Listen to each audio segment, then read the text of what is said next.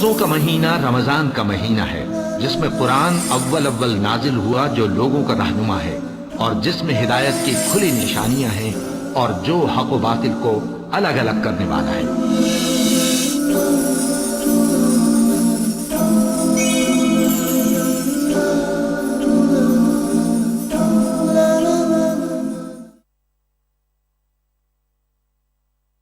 الحمدللہ کفا وسلام علی عبادہ الذین اصطفیٰ اما بعد۔ محترم ناظرین، پروگرام فضائل رمضان کی اس نشست میں آپ حضرات کا استقبال ہے۔ السلام علیکم ورحمۃ اللہ وبرکاتہ۔ آج کی نشست کا موضوع ہے رمضان، صبر کا مہینہ۔ رب اشرح لی صدری ویسر لی امری واحلل عقدۃ من لسانی یفقہوا قولی، رب زدنی علما سبحانک لا علم لنا الا ما علمتنا انک انت العلیم الحکیم۔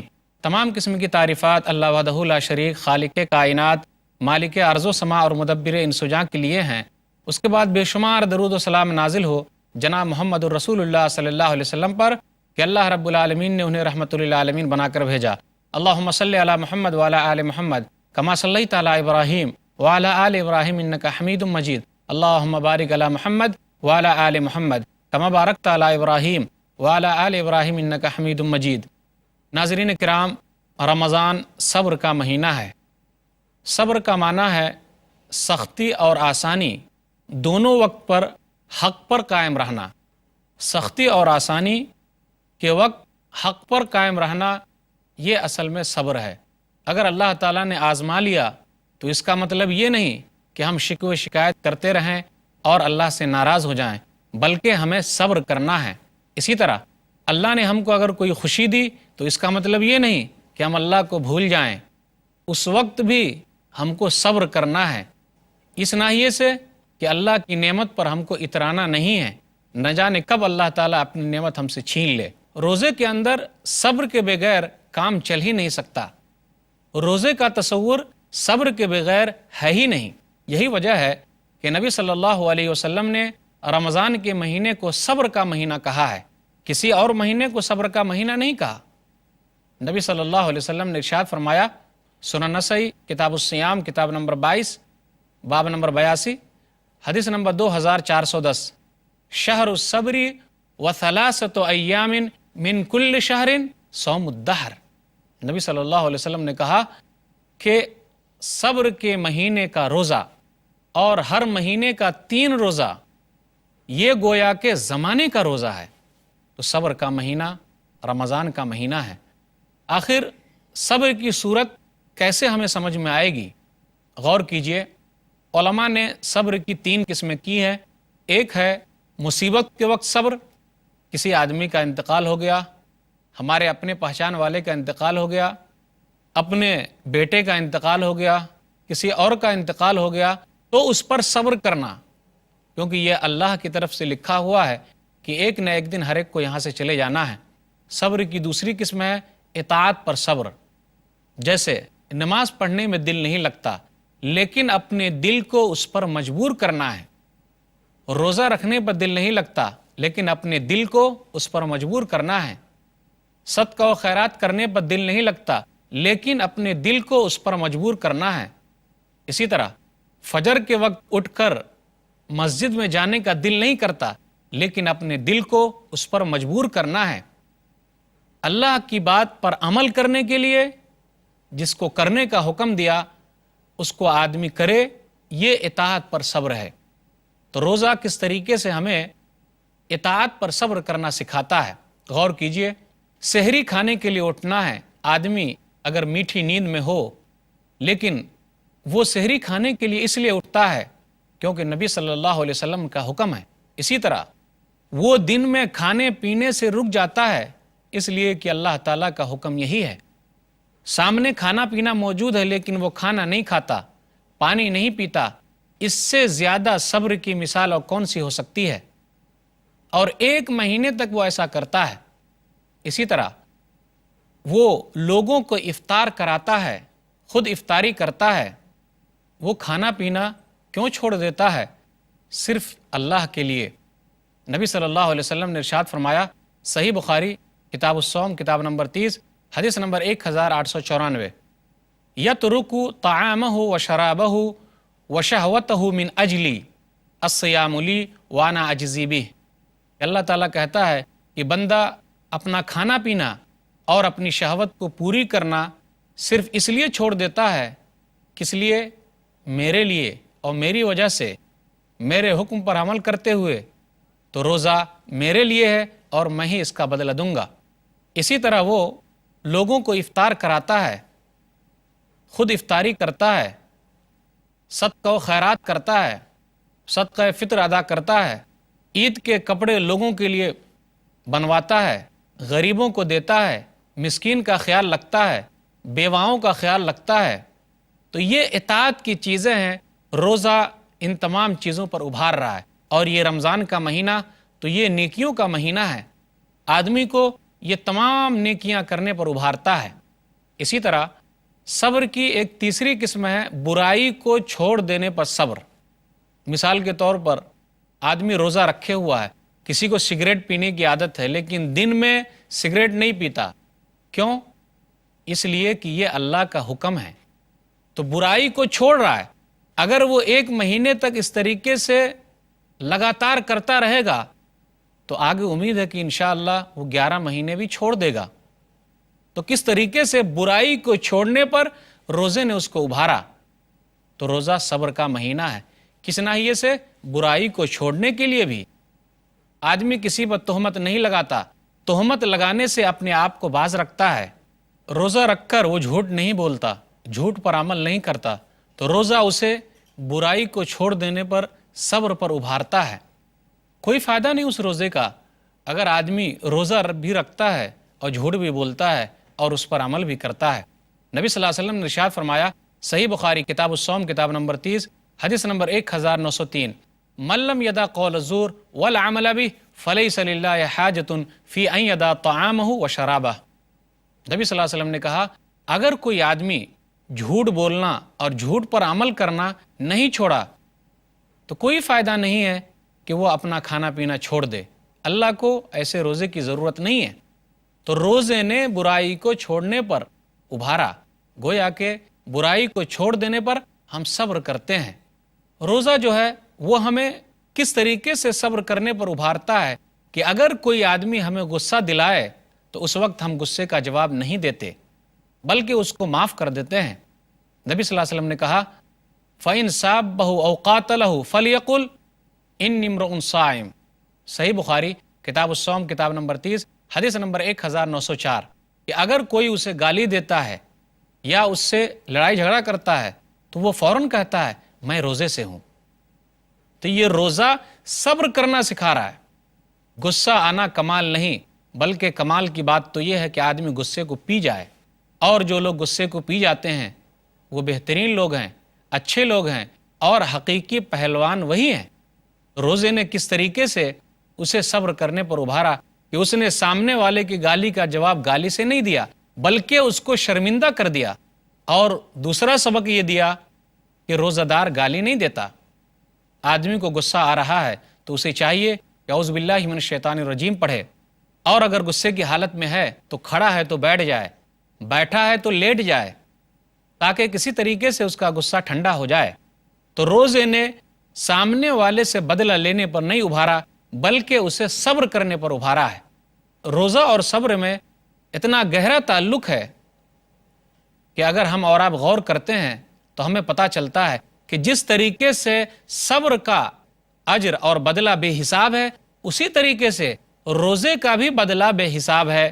اللہ تعالیٰ نے کہا سورہ زمر سورہ نمبر 39 آیت نمبر 10 صبر کے بارے میں، انما یوفی الصابرون اجرہم بغیر حساب، کہ جو لوگ صبر کرتے ہیں اس کو بے حساب بدلہ دیا جائے گا۔ اسی طریقے سے نبی صلی اللہ علیہ وسلم نے ارشاد فرمایا روزے کے بارے میں، جس طریقے سے صبر کا بدلہ بے حساب، اسی طریقے سے روزے کا بدلہ بھی بے حساب ہے، کوئی حساب و کتاب نہیں ہے۔ نبی صلی اللہ علیہ وسلم نے ارشاد فرمایا، صحیح مسلم کتاب الصیام کتاب نمبر 13 حدیث نمبر 1151، کل عمل ابن آدم یضاعف، ابن آدم کا ہر عمل بڑھتا رہتا ہے، الحسنۃ بعشر امثالها الی 700 ضعف، کہ نیکی جو ہے 10 گنا سے 700 گنا تک بڑھتی چلی جاتی ہے۔ قال اللہ عز وجل، اللہ تعالیٰ نے کہا الا الصوم فإنہ لی وانا اجزی بہ، مگر روزہ میرے لیے ہے اور میں ہی اس کا بدلہ دوں گا۔ کتنا بدلہ ملنے والا ہے وہ کسی کو نہیں معلوم۔ جس طریقے سے صبر کا بدلہ بے حساب، اسی طریقے سے روزے کا بدلہ بے حساب۔ تو ہم اور آپ غور کرتے چلیں کہ صبر کرنا کوئی معمولی چیز نہیں ہے، اور یہ ہر ایک کے بس کی بات ہے بھی نہیں، لیکن روزے نے اس کو اتنا زیادہ صبر کرنے والا بنا دیا ہے کہ اب وہ 11 مہینے تک بھی صبر کرے گا، نیکی پر بھی صبر کرے گا اور برائی کے چھوڑنے پر بھی صبر کرے گا۔ صبر کی بڑی فضیلت ہے۔ جو آدمی صبر کرتا ہے، طاقت رکھنے کے باوجود بھی وہ بدلہ نہیں لیتا، تو اس سے بہتر کوئی آدمی نہیں ہے۔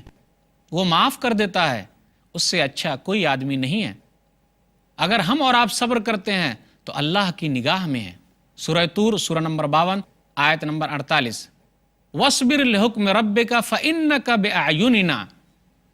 نبی صلی اللہ علیہ وسلم سے اللہ تعالیٰ نے کہا کہ آپ اپنے رب کے لیے صبر کیجئے، کیونکہ آپ تو ہماری نگاہوں میں ہیں۔ تو جو کوئی بھی آدمی صبر کرتا ہے وہ اللہ کی نگاہ میں ہوتا ہے۔ اور صبر مال کے خرچ کرنے پر بھی صبر ہے۔ غور کیجئے، روزے میں ہم سحری کے لیے سامان خریدتے ہیں، مال خرچ ہوتا ہے، افطاری کے لیے سامان خریدتے ہیں، مال خرچ ہوتا ہے، لیکن اس مال پر بھی ہم کو صبر کرنا ہے۔ مال کے خرچ کرنے پر بھی ہم کو صبر کرنا ہے، کیونکہ اللہ تعالیٰ اس کا بدلہ ہمیں بے حساب دینے والا ہے۔ اللہ نے کہا سورہ سبا سورہ نمبر 34 آیت نمبر 39، وَمَا أَنفَقْتُم مِّن شَيْءٍ فَهُوَ يُخْلِفُهُ وَهُوَ خَيْرُ الرَّازِقِينَ، کہ تم جو کچھ بھی خرچ کرتے ہو اللہ تعالیٰ اس کا بدلہ بڑھا کر دینے والا ہے، اور وہ بہترین روزی دینے والا ہے۔ صبر ہمیں خوشی میں بھی کرنا ہے، اور صبر ہمیں غم کے موقع پر بھی کرنا ہے، کیونکہ دنیا ہنسی اور خوشی غمی ہر ایک کے لیے ہے۔ یہ دنیا کے اندر جو بھی آیا ہے، کبھی وہ خوش ہوگا تو وہ کبھی غم میں مبتلا ہوگا۔ تو ایسا نہیں کہ جب ہم خوش ہو جائیں تو اللہ کو بھول جائیں، اور ایسا بھی نہیں کہ جب ہم غم میں مبتلا ہوں تو مایوس ہو جائیں۔ تو صبر بہترین علاج ہے۔ اللہ تعالیٰ نے خوشی کا موقع عنایت فرمایا تو صرف اللہ کا شکر ہے، اور اللہ تعالیٰ نے اگر ہم کو غم میں مبتلا کیا ہے تو اس وقت بھی صبر کرنا ہے، کیونکہ یہ ہماری تقدیر میں لکھا ہوا ہے۔ آج کل بہت سارے لوگ ایسے ہیں، اور یہ زمانہ سے چلا آ رہا ہے، کہ جن کو تقدیر پر بھروسہ نہیں ہے، وہ لوگ غم کے موقع پر اپنے آپ کو ہلاک کر لیتے ہیں۔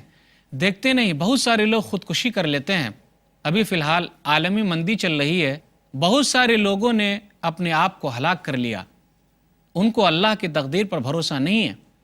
لیکن مسلمان تو وہ ہے، مومن تو وہ ہے جو خوشی میں بھی صبر کرے اور غمی میں بھی صبر کرے، کیونکہ خودکشی کرنا اسلام کے اندر حرام ہے۔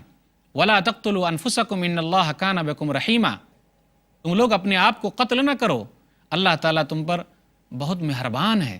سورہ نساء سورہ نمبر 4 آیت نمبر 29، سورہ بقرہ سورہ نمبر 2 آیت نمبر 195، وَلَا تُلْقُوا بِأَيْدِيكُمْ إِلَى التَّهْلُكَةِ، تم لوگ اپنے آپ کو ہلاکت میں نہ ڈالو۔ یاد رکھیے اللہ تعالیٰ نے ہمیں پیدا کیا ہے، روزی دینے والا وہی ہے، ہر ایک کی روزی روٹی کا انتظام وہی کرتا ہے۔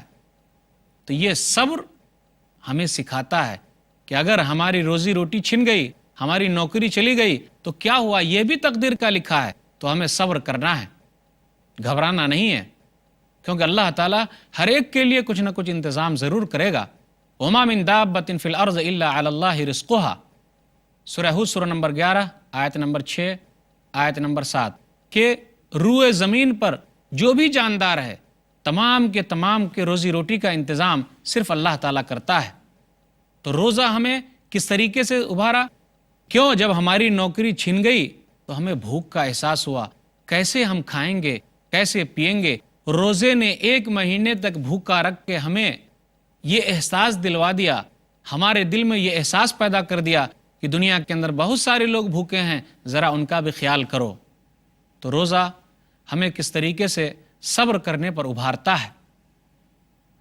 نبی صلی اللہ علیہ وسلم کی ایک حدیث ہے، صحیح مسلم کتاب الزہد کتاب نمبر 53 حدیث نمبر 2999، عجبا لامر المؤمن ان امرہ کلہ لہ خیر ولیس ذلک لأحد الا للمؤمن۔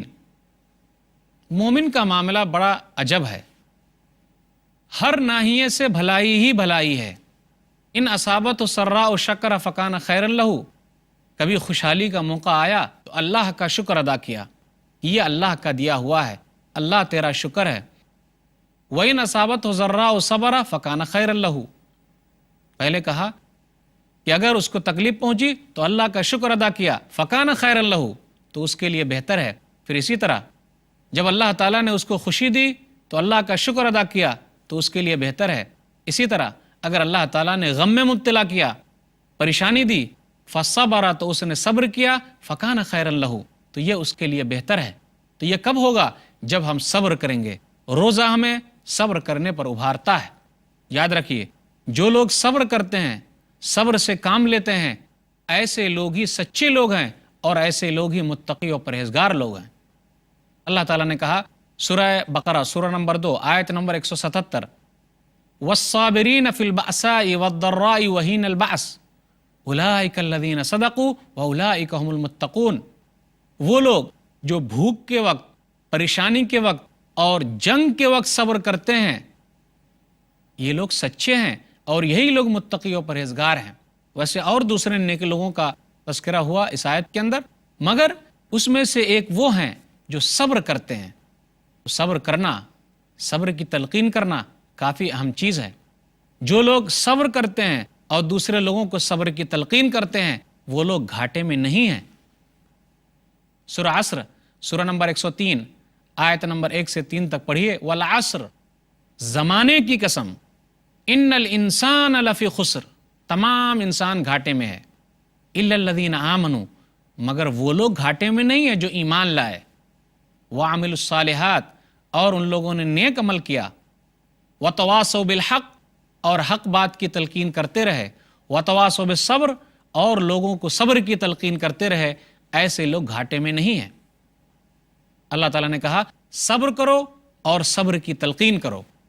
اللہ تعالیٰ نے صبر کرنے پر اور صبر کی تلقین کرنے پر ابھارا ہے۔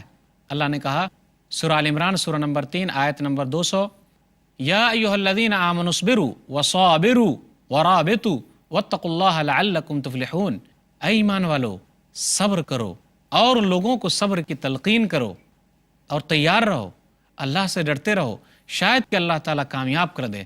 تو پتہ چلا صبر کرنا، صبر کی تلقین کرنا یہ کامیابی کی دلیل ہے۔ تو رمضان ہمیں صبر کی تلقین کرتا ہے، رمضان ہمیں صبر کرنا سکھاتا ہے۔ یاد رکھیے، اللہ تعالیٰ نے 2 چیز کے ذریعے مدد مانگنے کے لیے کہا ہے۔ معلوم ہے ہمیں 2 چیز میں سے ایک اہم چیز کیا ہے؟ 2 چیزوں میں ایک اہم چیز یہ ہے کہ آدمی صبر کے ذریعے اللہ تعالیٰ سے مدد مانگے۔ اللہ نے کہا سورہ بقرہ سورہ نمبر 2 آیت نمبر 45 اور آیت نمبر 46، وَاسْتَعِینُوا بِالصَّبْرِ وَالصَّلَاةِ وَإِنَّهَا لَكَبِیرَةٌ إِلَّا عَلَى الْخَاشِعِینَ، کہ صبر کے ذریعے اور نماز کے ذریعے اللہ سے مدد مانگو۔ وَإِنَّهَا لَكَبِیرَةٌ إِلَّا عَلَى الْخَاشِعِینَ، اور بے شک یہ ان لوگوں پر بھاری نہیں ہے جو لوگ خشوع و خضوع کی زندگی اختیار کرتے ہیں، الَّذِينَ يَظُنُّونَ أَنَّهُمْ مُلَاقُو رَبِّهِمْ وَأَنَّهُمْ إِلَيْهِ راجعون، اس لیے کہ یہ لوگ گمان کرتے ہیں کہ اللہ سے ملنے والے ہیں اور اللہ ہی کی طرف لوٹ کر جانے والے ہیں۔